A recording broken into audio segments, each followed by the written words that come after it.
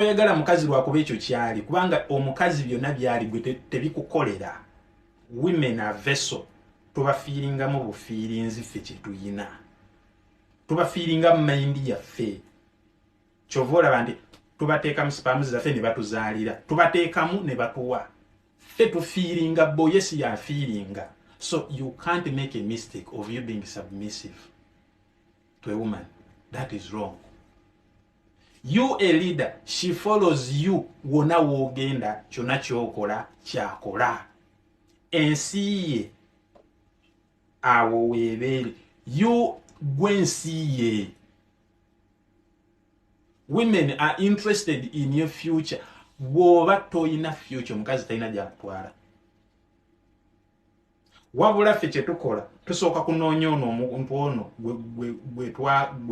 gwe twagala otwala. Bamuzimba material ki? We're going to check her background. Mama we ne taata we relationship yaabwe eri etya. Tusooka ne tunoonya ku ebyo ne tulaba kajja kukola. Kati bw'otegeera nti ayinamu ku nsobi gy'akuze kati n'ojja n'otandika omutemako amatabi. Ze 90 days role ziri z'omuwa n'omugamba tambulira wano. Mukwano ekyo tetukikola wano. Tetwambala bwe tuti. Ojja omutemako amatabi. Kasitaba nga tasobola kwabaidinga n'ebyo by'omugambi. X. We don't beg. We don't discuss. Kubanga mu nsi eyange gye nazimba. Bwe toyinayo mateeka g'okola nze nkuwa obuyinza. Nze nkuwa n'olukusa oba omukisa to be part. Oba obeereko mu bwakabaka bwange. So you men who are simps and better males. Omukazi mulowoozaako nze nasikyalya. Oli mukazi. That is feminine energy. Gwe mbasajja tetukubala. That is weakness and it is embarrassing. Kyova nti omukazi akyakola byakola ebyo because bw'otyo bw'olowooza mind yo nafu. Omujiji guno kuba oba 2000 oba ddi kungamba abasajja mwena mweyisa kikazi mwena. So gentlemen, content yono tumukola so that we can wake you up. Screw all your minds. Mind yonna ekuli mu mutwe yonna gyeggyemu. Yonna gyeggyemu kubanga terina gyekutwala, terina kyegenda kwongerako, terina yadde kyegenda kukolera mu nsi eno.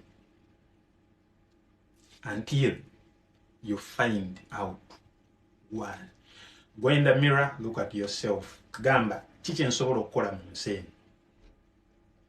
Abamu kumwe you don't know. Nze how can I find something like nsobola okwezuula ntya? Ninga wasoma oba kitegeera. So, genda mu mirror. Wandiika ebintu wansi ku lupapula. Kwata peni n'olupapula owandiika ebintu by'osobola okukola mu nsi muno. Perfectly ng'omuntu takwadde advice noga nze nsobola okukola kino, nsobola okukola kino, nsobola okukola kino ne kino. Tuula wansi. Kwatako ebintu by'okwatako. Bw'omaliriza obbigira, start. Abakazi, they are attracted to ambitious men. Kitegeera. Kubanga bamanyi nti omusajja ali ambitious. Alina capacity esobola omulabirira future ye yonna oba life ye yonna. Oba kitegeera. Abakazi tebaagala nnyo omusajja ayogera nze gwolaba nze nkola kino. No. Beera musajja wa action. Teweetaaga gendaawo nga weenyumyako. No. Ekintu kyokola oba ekintu kyoyagala omukazi azuula buzuzi nti gaya akola kino. So bw'oba tolina kyokola nga kubeera ku social media, kwekubya bifaananyi nangato mpya ze waguze na simu kulaga nti okwata iPhone 13 oba 14 wakagigula, tetukulinaako buzibu. Tujja kulinda wali eri ng'omukazi akugezesa awe tujja okukakasa wawoogwa. Ffe tujja kuteekayo eri mu kategori kuba tuba tujja kulaba cause actions zo zoogera lwatu nti wano woogwa. Gwe ne bw'onojja n'otukakasa n'oleeta babloga batukakase ffe tutunulira actions zo. Oba kitegeera. So men, kyolina omanya nti abakazi ku nsi bonna bw'oli musajja buli mukazi akutunuulidde. First sight oba omulundi ogusoose omukazi lwakuteekako amaaso bwati bwe pa ayagala okumanya gwani ajja kuwa chance mugende ku date fine ki ekiddako ogenda mu attracting ote mutufu aga gayi mwali ogenda nyumya mboozi ki ogenda tandika mugamba ebbanga lye wamwagalira nze maze ebbanga nga nkulaba ku TikTok okwo nze nga nkulaba gye twasomera abamu omwatuliranga mwasomako mwembi emyaka 6 emabega omwatulira kati nze era ne kuva ku ssomero nali nkwegomba. That is a stupid statement. To confessing nga feelings zo eri omukazi ekyo kikola kya bunafu kiswaza noswaza washigire.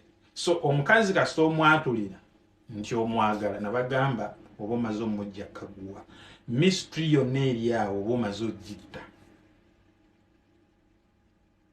Omukazi alina sigala nga ageesinga. Omukazi bw'asigala nga ageesinga atandika muli okulooza n'agamba gaayo ono nga tategeerekeka. Abakazi baba bakimanyi nti men we are players. Aba akimanyi nti naye aba ayagala nga ye yakuyina tomulaga kuba nabagamba ng'omusajja yena everyman don't play games. Toyina zanya game. Be honest. Omugambira mukwana ekyo tekikola wano. Kyonna kyakoze ebiki omanyi nabagamba abakazi buli lwakola ekintu mu relationship manya badde akikola ne mu past. Kati azasinkana bali bakakyere bamuwaana bamulaba ng'owakabi kati atuuka ekiseera n'alowooza nti abasajja bonna kyova abamu atuuka ekiseera n'akukomparinga ne x. Nze nali ne gundi wange twakolanga bwe tuti omugambirawo mukwano koddamu onyumya x wo wano ofuluma guno gwe gusemba koddamu okyogera wetukoma. Awo omukazi atandika okuteeka mind ye n'agamba naye nono wano omuntu alina beera mwegendereza. Abakazi boolaba awo relationship agitakinga for granted nga agirimu naye bweggwaawo lwamanya nti erino wabadde no walungi kubanga abakazi mu bulamu bwabwe tebaagala beera bokka. Kyova olaba abasajja abamu babawasaaba bana and this is a prophecy. Kuma abasoma ebitabo genda osome mu kitabo kya Isaiah chapter 4 verse 1. That verse egamba nti munaku ez'oluvannyuma abakazi 7 bali eripa ku musajja ogwo. This is biblical. Abakazi 7 bajja kweripa ku musajja ogwo mugambe kale tuneeriisa tuneeyambaza nereka tuyitibwe erinnyalo mukyala gundi. Teri omukazi gwenza sanga ng'alwana ne mukazi munne mbu balwanira ssente amwogererako eyo gundi namuwola akasente kange teyakampa naye akitegeere nti omusajja gwayagala gweyagala awe eŋŋumi ejja nnyooka. Era entalo zonna zoolaba ez'abakazi ziba ziva ku basajja obakitegeera. So kaakati gwe bw'oba oli eyo ng'okyalowooza nti okulwanira omukazi ogenda omwegayirire mbajja kwagala nnyo buli kaseera ozuuke ku 8 ogw'ekiro mubuuze mukwano ofunye ekirooto ekyentiisa mbolo oyagala omulage nti akwagala eyo weakness. Osheriye eyo weakness. So teweetaaga kuddaawo omukazi manya you treat her special. That is special. Gwali special. Aina kuwa nsonga lwaki oba omutreatinga special. Njawulo kijja alina ku bakazi abalala. Bw'osanga omukazi mubuuze ebibuuzo njawulo kijja alina ku bakazi abalala. Alina okuwa. Shegere. Buuza ebibuuzo ebichallenginga mind ye. Atuuka okugamba naye nono taabe mwangu. Ye yaani buuze gwani ajja tandika okuwulira yenze nakanjako tweddira gundi no. Bw'obuuza omuntu gwani alina kubuulira mu myaka 5 yeerabawa. Omukazi bw'akubuuza gwani toina mugamba nti nze Shafiki era ndi barista oba nkola kino oba nvuga boda no mubuulire kikyogenda okubeera kiri obuli musambi wa kapiira mugambe samba kapiira myaka 5 njagala kubanga ndi wa kimanyi nti olina omukazi yina gwoyagala. Be yourself. Totandika kweraganga omuntu omulungi nti omukazi ono akunotisinga agamba bambi kisajja kyattu muntu mulamu no. Beera bibyo tomulaba tomubuuza. Abakazi baagala abasajja ab'embwa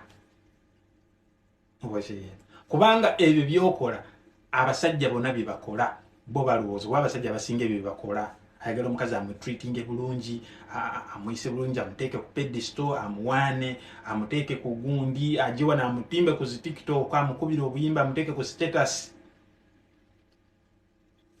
gwe be bad boy. Eyo yokka yesobola okwa-attractinga buli mukazi kuba bad boy aba teyeetaaga attention ya mukazi aba teyeetaaga mukazi kubanga abakazi bo bankimanyi nti teri musajja ayinza mugaana. Kati kankubuulire, if you want to be a dangerous man so naakuba abakazi ow'ettabu no. Being dangerous kwe kubanga omuntu tasobola kucontrollinga. I want you to adopt that trait. 1. Omusajja atasobola kucontrollingibwa by women. Fear that man.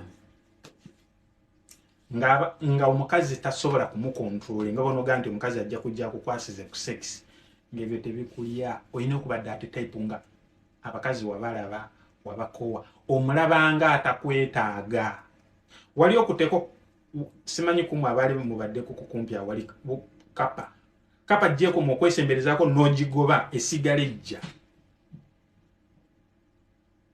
gwojo kigezese kapa buli lwejja woli nokagenda eri nokasindika eri kasigala kajja nga bwe kakabanga kakwekuutirizako kubanga nazo zimanyi zizagala nnyo beera wali abantu kati n'abakazi bwe bali beekuluku kati buli lwabanga alaba tomwetaaga alaba abasajja bonna atuuka n'okwebuuza ye abasajja baagala ki n'okola buli kimu awo kasobera n'omukazi nga takomplaininga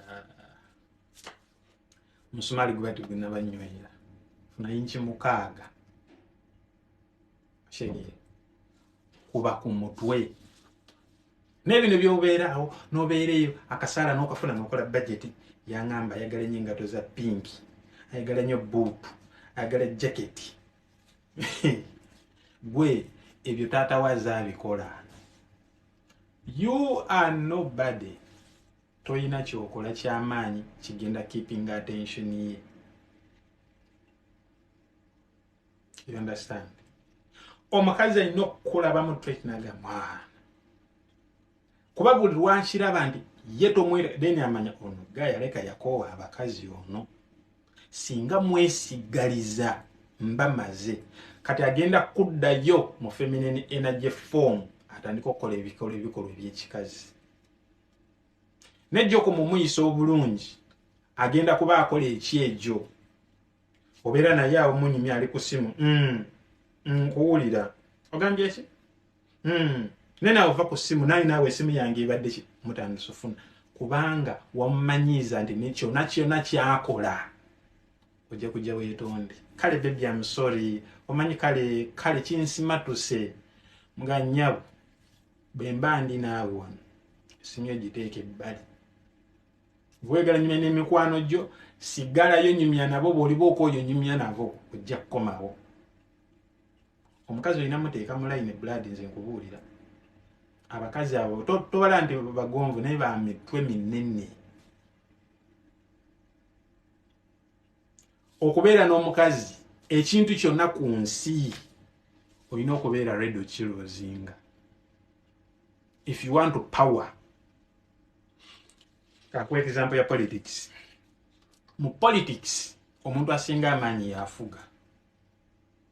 Bwe kiba kyetaagisa kukakkanya abantu kajjagalalo bajja kuttamu abantu babiri That is power.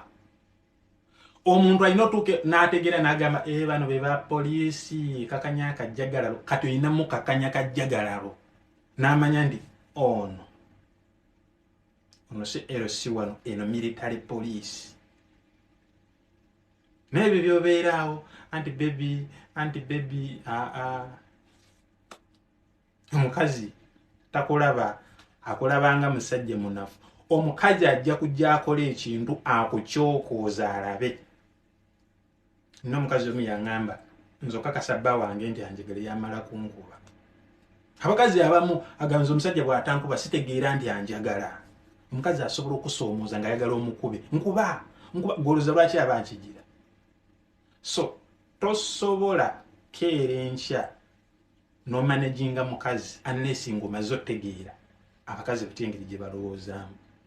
Omusajja alina omukazi omu aba amanyiraavu, aba agimanyi alina omukazi atya, naye omusajja alina abakazi abangi aba amanyi okuhandolinga abakazi biki bye baagala na biki bye balowooza.